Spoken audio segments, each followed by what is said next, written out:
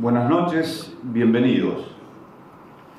Antes que nada voy a leer un mensaje del que fuera comandante del Sea-King, que protagonizó la heroica gesta, entre otros, de recoger todo este grupo de gente en la Operación Borbón, el capitán de navío retirado Norberto Ignacio Barro, que se lo dirige a Enrique Bertrán Chicó y que le dice: un inmenso placer saludar al veterano con quien compartimos momentos imborrables de nuestras vidas. Deseo que esta exposición sobre la misión a la isla Borbón tenga el reconocimiento de los asistentes y que sea el merecido para quien aquel 1 de junio, en pleno conocimiento de lo riesgoso que era este vuelo, lo tomó como suyo. Hoy, a más de 30 años de aquel día de 1982, Ave Solitaria, o sea, quien propicia esta reunión, llevarás a través de tus palabras las vivencias de lo que un puñado de hombres integrantes del todo que participara en aquella guerra fue capaz de producir por nuestra querida República Argentina.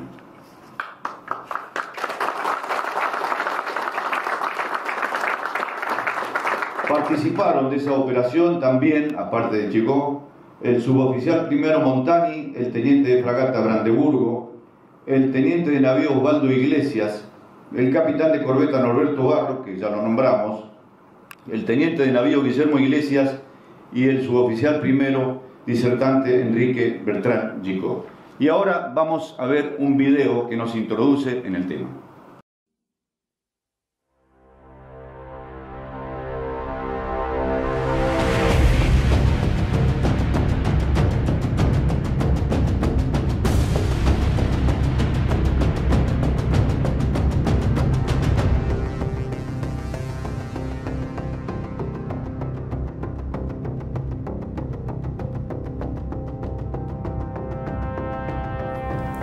Entrábamos en la zona de exclusión de los ingleses, porque era el 1 de junio, ya el dominio de ellos era aéreo, terrestre, naval, todo.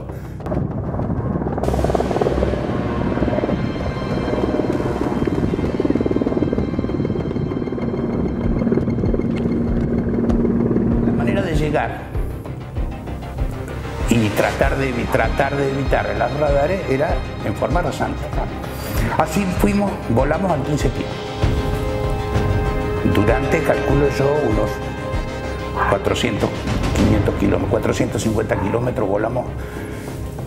Llegamos allí con buen tiempo.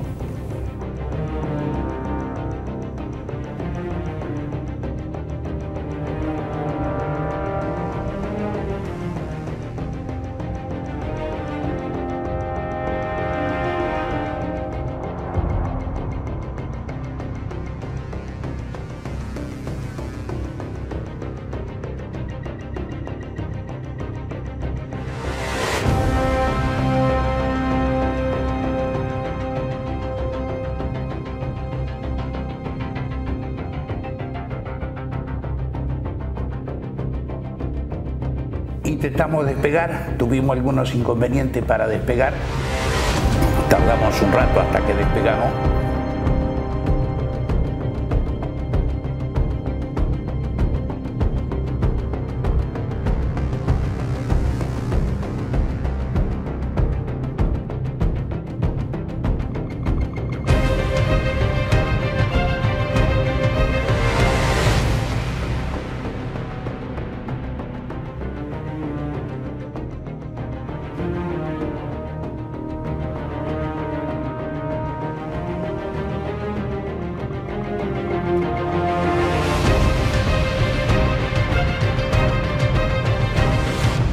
El clima había rotado totalmente, cambiado totalmente de lo que era el pronóstico.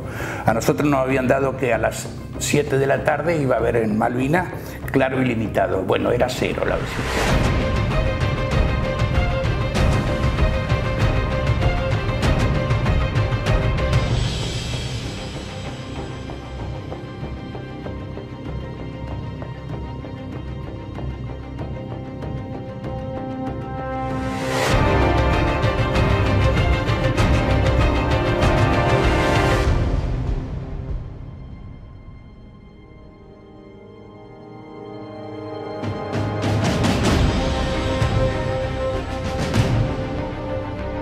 funciona el GPS, al no responder a la operación, la única forma de salir era arriesgándonos.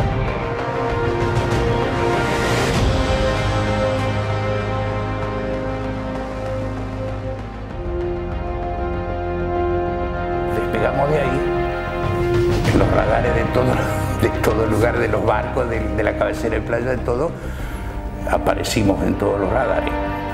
Te puedo asegurar que en esos momentos lo que menos pensás es en el cansancio, ni en el sacrificio, ni el esfuerzo. Lo que querés es hacerlo y llegar.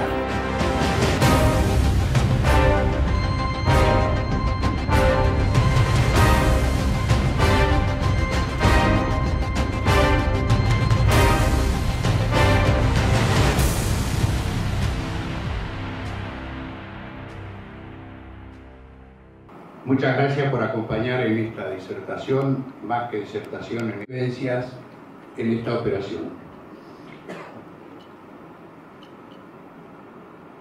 Como un integrante de las tripulaciones, voy a contar, repito, lo que yo viví, cómo lo viví, y voy a contar todo lo que recuerde y nada más que la experiencia que tuve. Cuando estábamos en plena guerra de Malvinas, la escuadrilla a la que yo pertenecía había sido destacada durante el mes de mayo al aeropuerto de Viedma. Desde allí, nuestra tarea durante bastante tiempo fue el control de antisubmarino de los posibles ingresos de algún submarino en el Rincón, en la zona del Rincón, o sea, para la base naval Puerto Belgrano. En los últimos días de mayo, se ve que se tomó la determinación de rescatar a estos compatriotas que estaban en Borbón, y se le ordenó a la escuadrilla prepararse para hacer este rescate. Un helicóptero, del cual yo pertenecía a esa tripulación, se destacó a Espora, a donde se lo preparó para hacer el cruce a Malvinas. Digo se lo preparó porque se le colocó un navegador que la aviación naval no tenía y fue cedido por la prefectura naval. Entre las cosas que llevábamos para el vuelo, para el cruce, yo tuve que llevar 2 bombas eléctricas. Me proveyeron de 2 bombas eléctricas para después hacer el trasvase del combustible a los tanques del helicóptero. Aparte de esas 2 bombas eléctricas, acá viene la primer trampa, yo me conseguí una bomba manual. El plan había sido descender lo más bajo posible para evitar la detección de los radares enemigos. Descendimos a 15 pies y a esa altura navegamos durante 3 horas, casi 3 horas. Durante el vuelo hicimos el trasvase de combustible.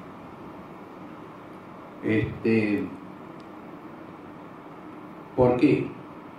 Tuve un problemita, allí ves, lo voy a contar, fue un problemita. El indicador del trasvase de combustible del tanque principal no era confiable. Entonces el copiloto me pidió si había alguna forma de verificar el trasvase. Y la única forma era sacando la tapa que hay en el piso del helicóptero, que es una tapa de unos 40 centímetros de diámetro más o menos, que cuando la saqué, después de haber aflojado 38 tornillos, y la desprendí, por la inclinación que tenía el helicóptero, ustedes saben que cuando el helicóptero vuela hacia adelante, el rotor tiene una inclinación que a su vez arrastra el helicóptero, entonces el helicóptero baja la nariz. Y estábamos volando a 15 nudos de lo máximo permitido por la fábrica. O sea, la fábrica aconsejaba no pasar de los 120 nudos y nosotros estábamos volando a 135 nudos. O sea que la inclinación del helicóptero era algo más que la máxima. Cuando yo levanté la tapa, por supuesto que había trasvasado y se me rebalsó, y hasta que pude cerrar se me inundó todo el helicóptero de combustible. Ese fue un momento medio difícil para mí porque se me inundó hasta donde están todos los equipos de sonar. Y hay partes en los equipos de sonar que son vivas, o sea que están siempre conectados con tensión eléctrica. Así que pude, lo más rápido posible, pude secar todo lo que pude y gracias a Dios no pasó nada. Llegamos a la zona, fuimos a recalar donde el navegador nos indicaba entre dos islas. ¿Qué pasó? Cuando nos íbamos acercando, yo observo que entre las dos islas había un bulto, algo se sobresalía del agua, y cada vez que nos acercábamos se me hizo que era la proa de un buque. Ese fue un momento bastante difícil también. ¿Por qué? Cuando yo casi que me convenzo que era la proa de un buque, le digo al comandante: señor, ¿eso que tenemos adelante es la proa de un buque o me parece? Y me dice: chico, si eso es la proa de un buque, ya nos vio. Y si nos vio, y le digo, si nos vio, estamos listos. Y acá hay una anécdota que quiero contar. Quiero contar porque ya han pasado más de 30 años y hay cosas que se olvidan, hay cosas que no se pueden olvidar. Y hablando con una psicóloga, me hizo entender algunas cosas que tiene la mente. Yo, por ejemplo, cuando ese era un momento límite, porque si ese era un buque, hasta allí llegamos. Y mientras nos seguíamos aproximando, porque volver no había causa de volver, ya estábamos.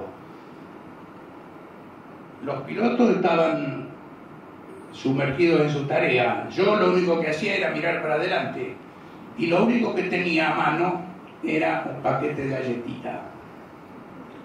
Y aunque les parezca mentira, me puse a comer galletitas y lo invité al piloto a comer galletitas mientras nos aproximábamos al posible buque enemigo.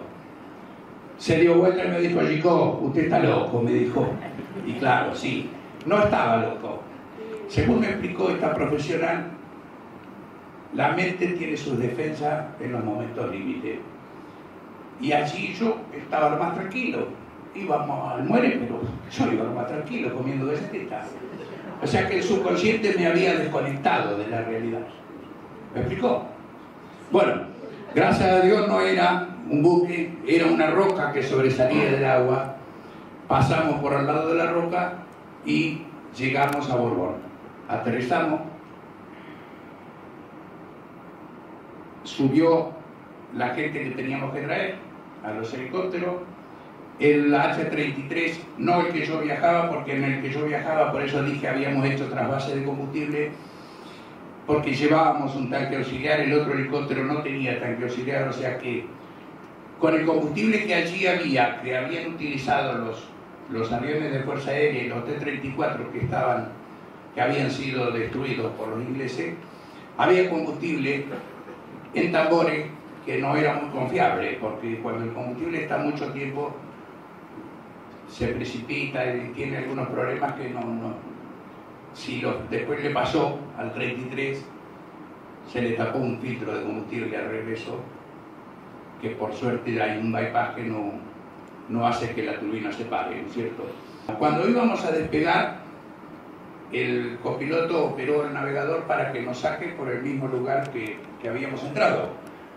A todo esto, en esos 40-45 minutos que estuvimos allí, el clima cambió totalmente. De un día, una tarde soleada con la que llegamos, se hizo la nochecita y unos bancos de niebla, visibilidad cero. O sea, no veíamos. El otro helicóptero estaba más o menos a 30 metros de nosotros, estacionado, y no lo veíamos. Entonces, por señas, porque la radio estaba apagada, no teníamos comunicación. Por señas, vamos, pero ¿qué pasa? Cuando fue a operar el navegador no respondía. Hubo problema y así estuvimos, les repito, 40 minutos, con los rotores encrochados, a 12 millas de la cabecera de playa, en un silencio de mar, o sea que los ingleses nos estaban escuchando. Como el navegador no había caso, no andaba, el comandante Barro le preguntó a Iglesias cuál era la alternativa. Y le dijo, bueno señor, dice, la alternativa es pernoctar acá hasta mañana, salir con la luz del día, con visibilidad.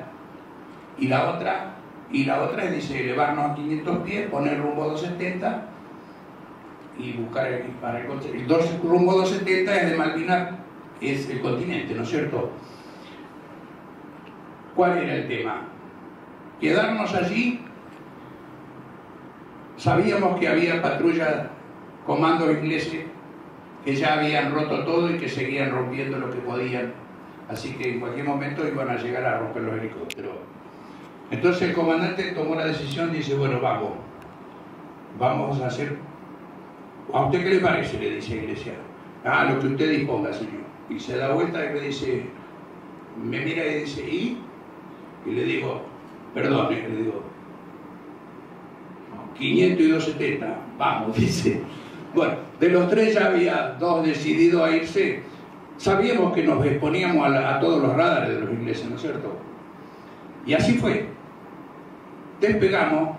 Lamentablemente en el despegue perdimos contacto con el otro helicóptero, porque el otro helicóptero no sabía que nosotros nos íbamos a elevar. Ellos intentaban seguirnos, nos perdimos. Salieron ellos con visión especial, o sea, Iglesias, Osvaldo piloteaba y Brandeburgo con la cabeza afuera del helicóptero lo iba guiando por donde tenía que salir entre las islas hasta que llegaron mar afuera.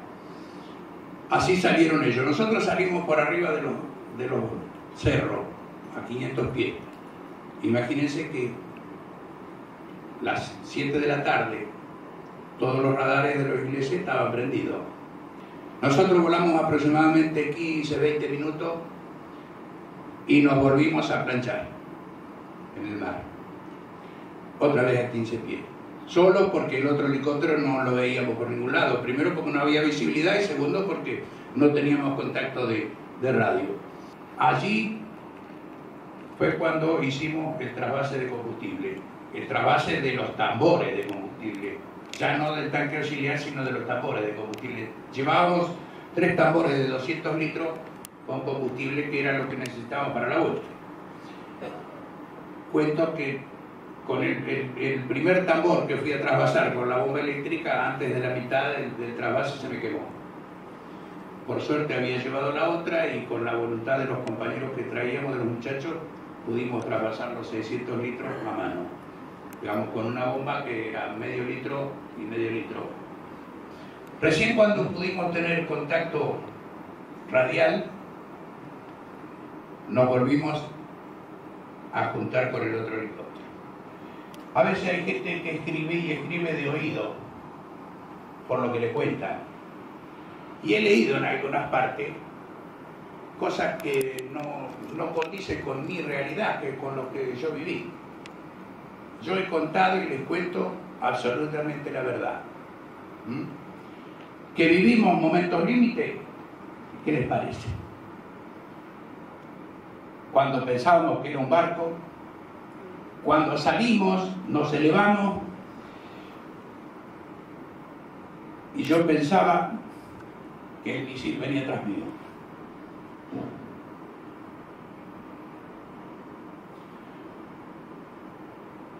Esos momentos no se pueden borrar.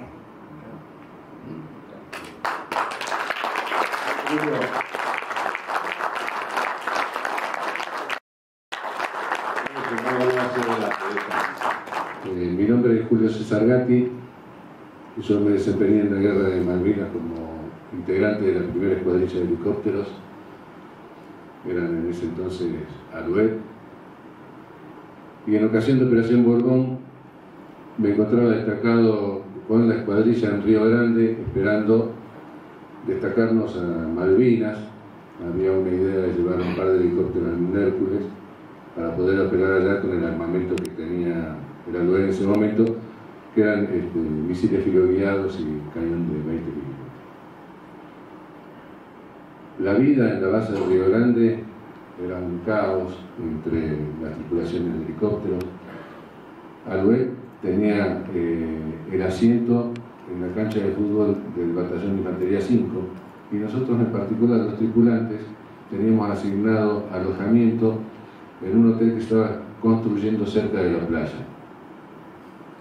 El calor del compañerismo que se vivía ante la salida de cada misión se hizo más que nunca manifiesto cuando vimos los preparativos de los 2 helicópteros para Borbón, y veíamos con sorpresa nosotros que veíamos de lejos prácticamente a Siquín, que habían llegado a mostrar uno y el otro salía de color blanco.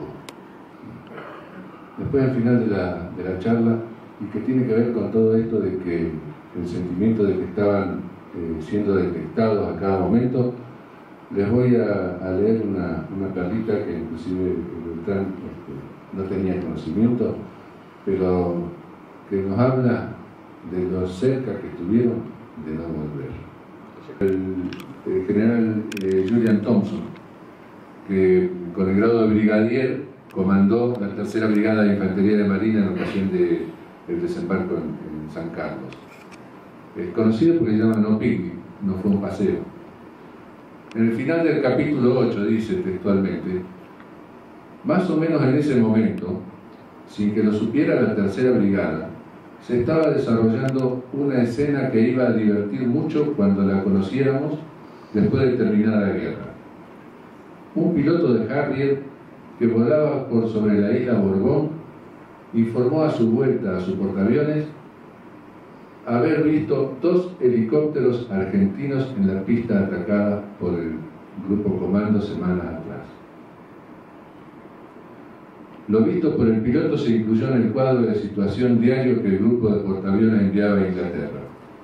El día anterior había sido desembarcada en esa isla una patrulla del comando para que buscara una base terrena de misiles de SOCET y su correspondiente radar, que, según se presumía, debían estar en alguna parte de la isla. La patrulla estaba cumpliendo su tarea moviéndose de noche para ocultarse de día y observar. Tenían 3 colinas para inspeccionar, y con el fin de cerciorarse de que ningún eventual observador enemigo pudiera pasar inadvertido, tenían que desplazarse lentamente. Con gran sorpresa, el oficial al mando de los comandos recibió una airada señal de Inglaterra inquiriendo por qué razón los comandos no habían informado también acerca de la presencia de helicópteros en la pista. La respuesta fue muy sencilla.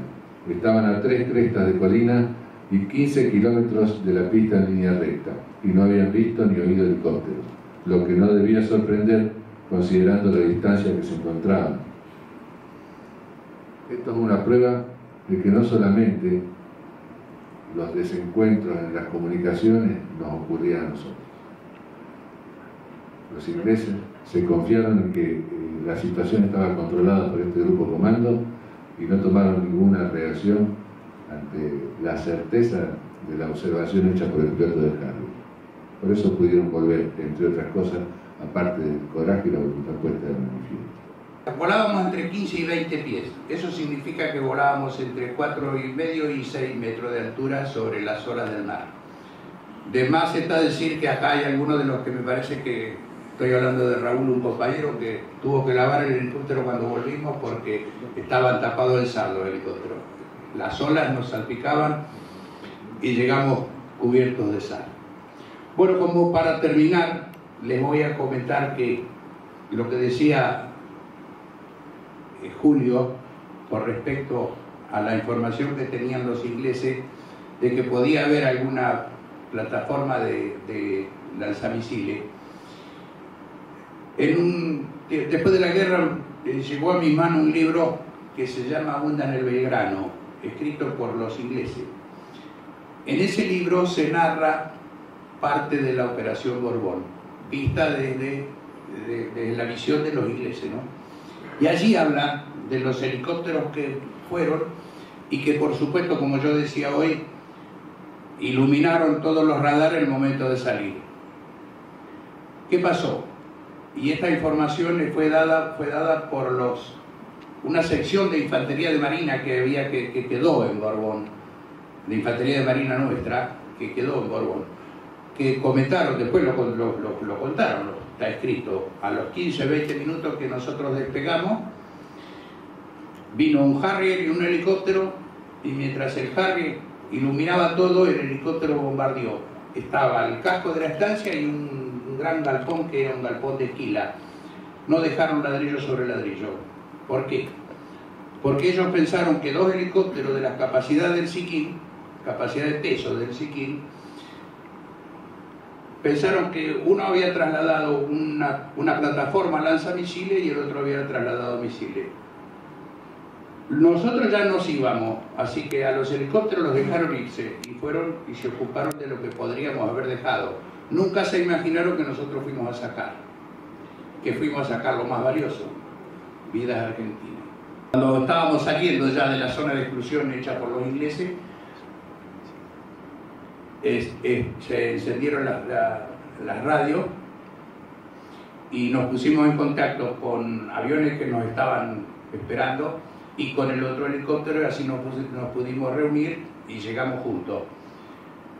Gran emoción para nosotros, por lo menos para mí, yo siempre cuento mi experiencia personal.